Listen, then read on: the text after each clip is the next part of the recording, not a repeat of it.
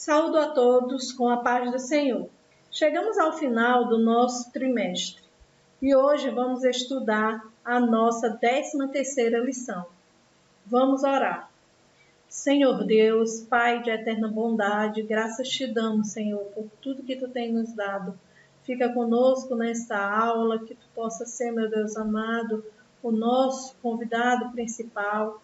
Em tudo, meu Deus, nós te agradecemos. Amém.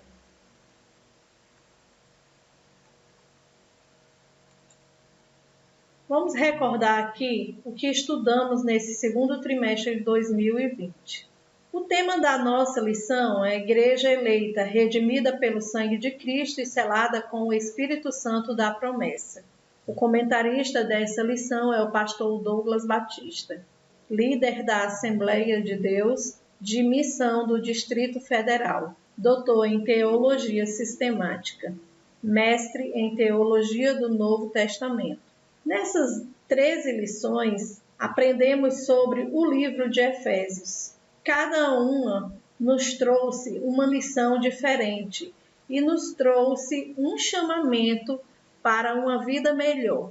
A primeira lição fala sobre o destinatário. Na segunda lição, nós vimos sobre sublimidade das bênçãos espirituais. A nossa terceira lição foi sobre eleição e predestinação. Na quarta lição, estudamos a iluminação espiritual do crente, onde Paulo ora intercedendo pelos crentes de Efésios.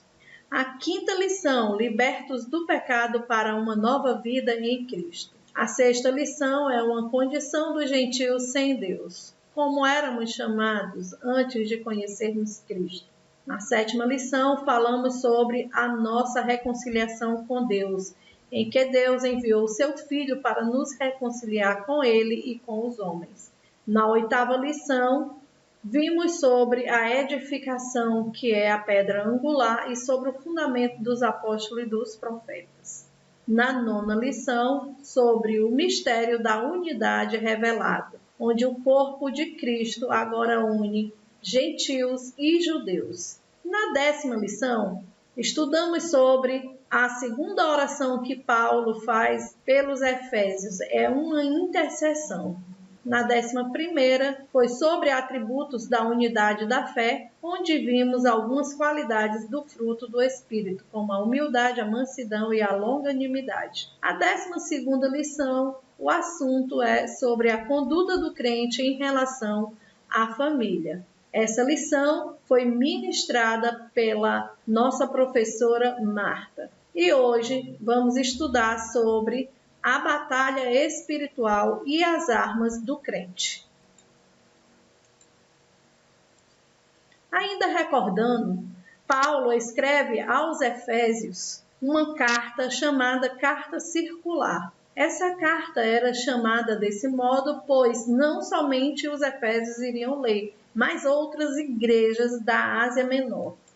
Paulo, ao escrever essa carta, está preso em Roma. Nessa prisão, sabemos que Paulo também escreve para os Colossenses, para Filipenses e Filemon. A carta foi escrita à igreja de Efésios, o autor foi Paulo e a data foi aproximadamente 60 anos depois de Cristo, durante o período em que Paulo esteve preso em Roma. Sabemos que Paulo ficou nessa igreja de Efésios por 2 anos e meio, quando ele fez a sua segunda viagem. Efésios, ela destacava-se pelo teatro, pelo templo da grande Diana, e aqui é a biblioteca pública de Efésios. Quando lemos em Apocalipse capítulo 2, de 1 a 7, fala sobre a igreja dos Efésios. Ele conhece as obras dos Efésios, conhece a sua paciência, conhece que tem sofrido, que tem paciência, que tem trabalhado na obra incansavelmente, que não gosta dos nicolatas. Porém, ele tem algo contra Efésios, quando ele diz que os Efésios deixaram o primeiro amor. Mas sempre Deus nos diz o que fazer.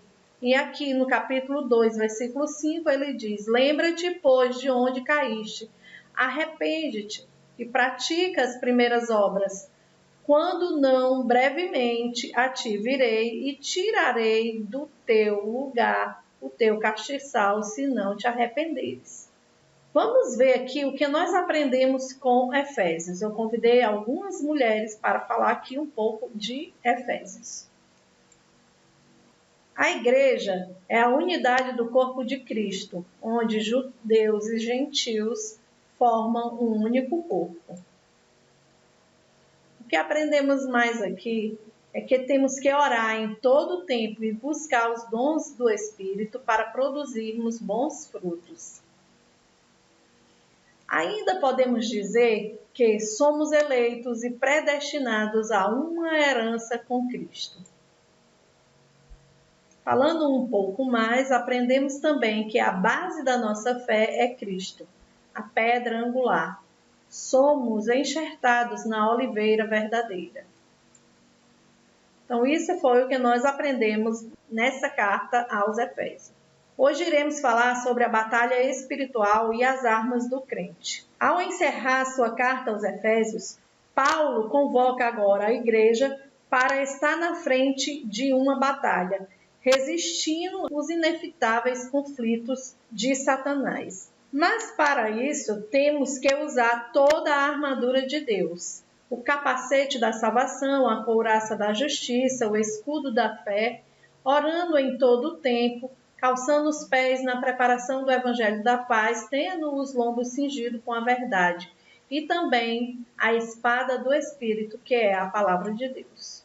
O nosso texto áureo fala: revesti-vos de toda a armadura de Deus, para que possais estar firme contra as astutas ciladas do diabo.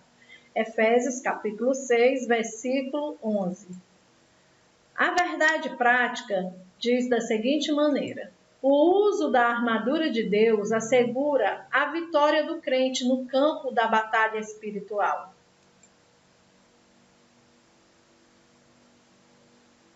Lendo agora em Efésios capítulo 6, versículo 10, vemos o que Paulo fala sobre essas armas. No demais, irmãos meus, fortalecei-vos no Senhor e na força do seu poder.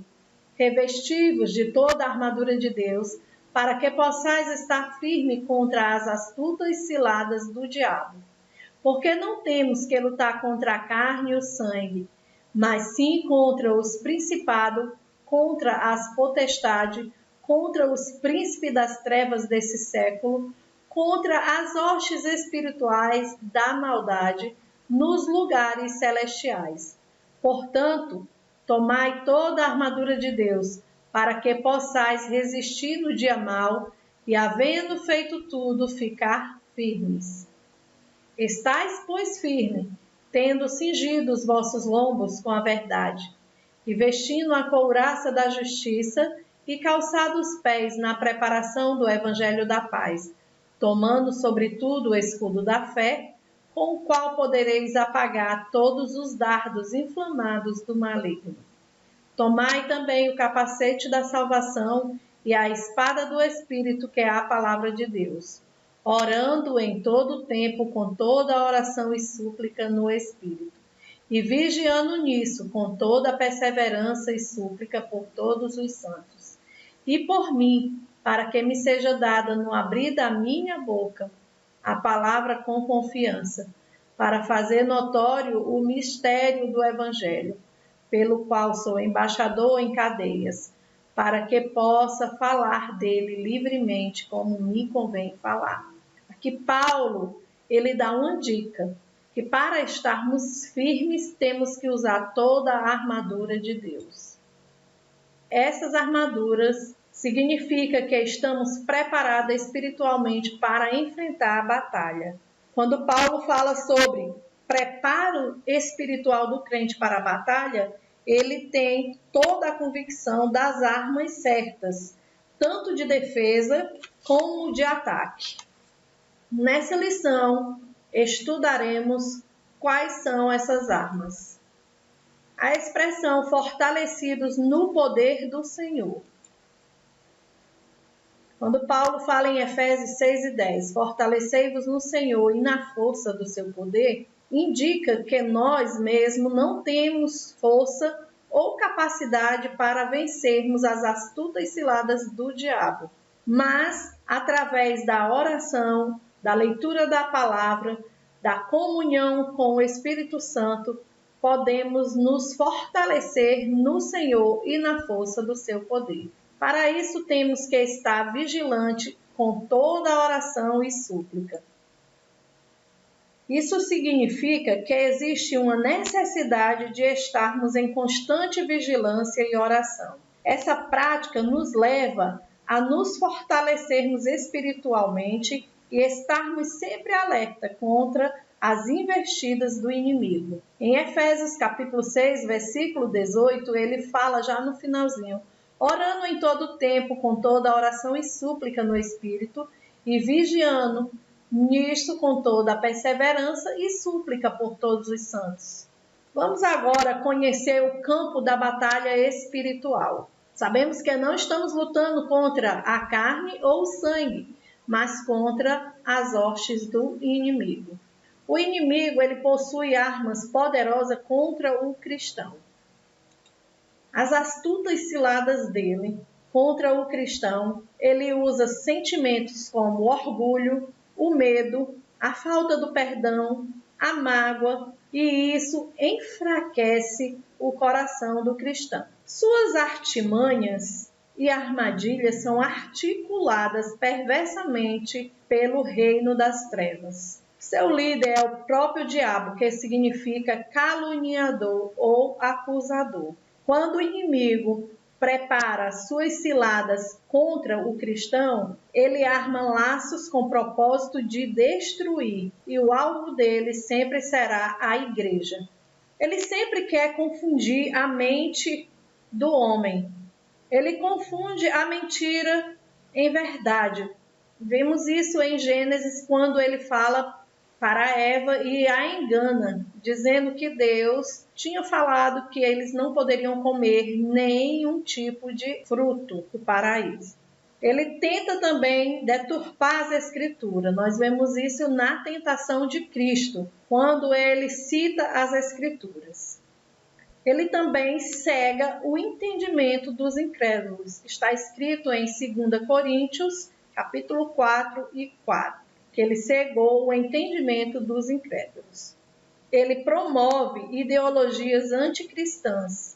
Vemos isso em 2 Tessalonicenses, capítulo 2, versículo 4, qual diz: o homem do pecado, esse se opõe e se levanta contra tudo o que se chama Deus ou o adora. O conflito contra o reino das trevas. Sabemos que não é contra a carne nem contra o sangue que temos que lutar. Esse conflito é travado pessoalmente, diariamente. Não é um conflito físico, mas espiritual. Pode ser individual ou até mesmo coletivo, pois ele luta contra a igreja. As agências das potestades do ar. Essas forças do mal lutam contra a igreja. São potestades e principados, príncipe das trevas desse século. São poderosos para agirem, líderes de anjos decaídos que estão sob o comando do diabo. Eles também formam hostes espirituais da maldade. São os demônios que estão na terra para matar, roubar e destruir. É função primordial dele.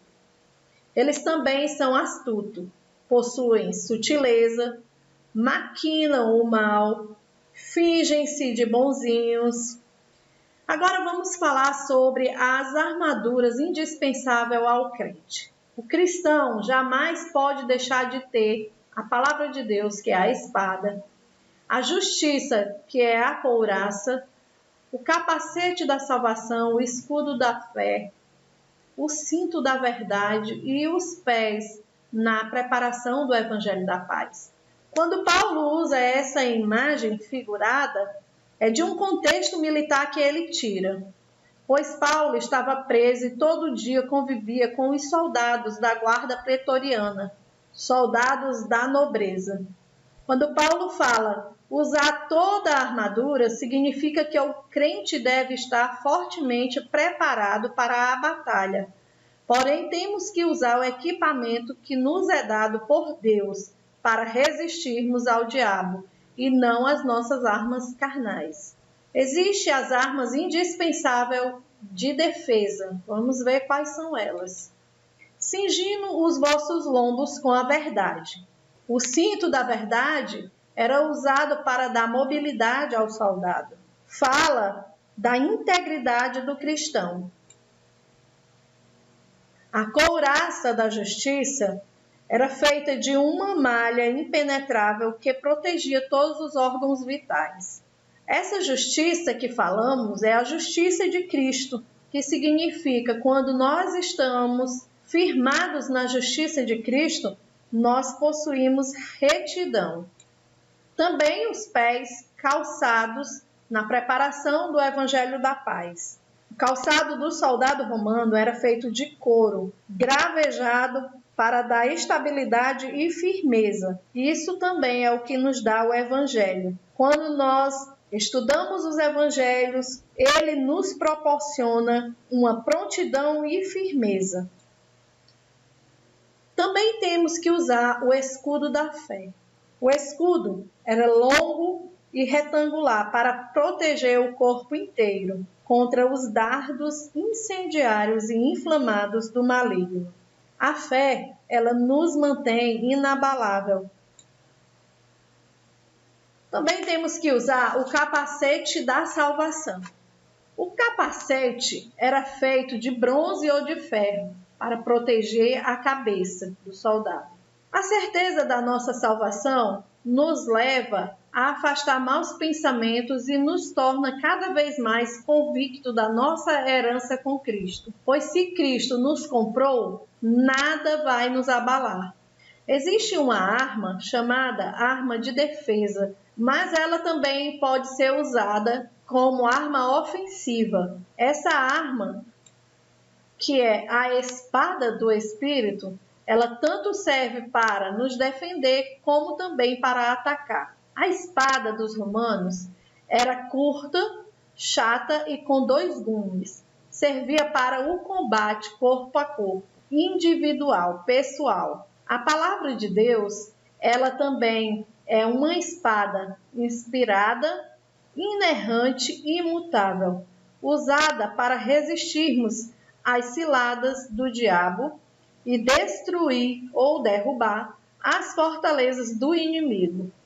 A nossa vitória é garantida por Deus pela sua sobreexcelente grandeza. Se lermos em Hebreus capítulo 4, nós vemos que a palavra de Deus ela é viva e eficaz, e ela é mais cortante ou mais penetrante do que qualquer espada de 2 gumes.